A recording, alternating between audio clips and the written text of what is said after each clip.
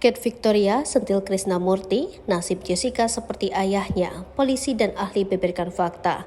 Viral kasus Jessica Wongso dalam kasus kopi sianida membuat Kate Victoria Lim angkat bicara dan menyentil pihak kepolisian yang dianggap tidak konstitusional. Sebab dalam Undang-Undang Nomor 1 Tahun 1981 tentang Hukum Acara Pidana, Pasal 184 Ayat 1, jika alat bukti yang sah adalah keterangan saksi, keterangan ahli, surat petunjuk, dan keterangan terdakwa. Lalu dijelaskan lagi minimal 2 alat bukti. Dia menyentil kunci permasalahan ini dari penyidikan yang belum maksimal di kepolisian. Menurut Alvin Lim ini, ada dugaan penyidik memaksa jaksa untuk mem-P21-kan walau tidak dengan bukti. Lalu, apakah jaksa mem-P21-kan karena ingin mendorong dan menyelamatkan muka Polri? Hal serupa terjadi dengan ayahnya yang dipenjara dengan kasus pemalsuan dokumen.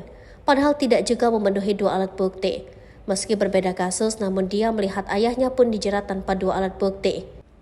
Untuk diketahui, kasus Jessica ditangani langsung oleh Krisnamurti yang saat itu menjabat Direktur Reserse Kriminal Umum Polda Metro Jaya dan Ferdy Sambo sebagai wakilnya.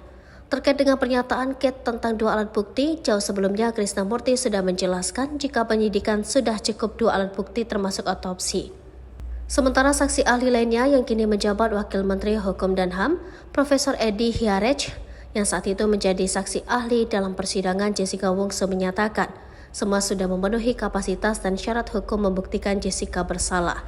Hal serupa diungkapkan Jaksa Penuntut Umum Sandi Handika dalam podcast di kanal YouTube Jaksa Penuntut Umum Sandi Handika yang menangani kasus kopi sianida pada 2016. Memberi tanggapan terkait pernyataan Dr. Jaya soal wajah Minda, korban kopi sianida. Ada saksi bernama Dr. Amelia yang memberi keterangan bahwa dia melihat langsung jasad Mirna berwarna merah jadi ciri-ciri orang keracunan sianida.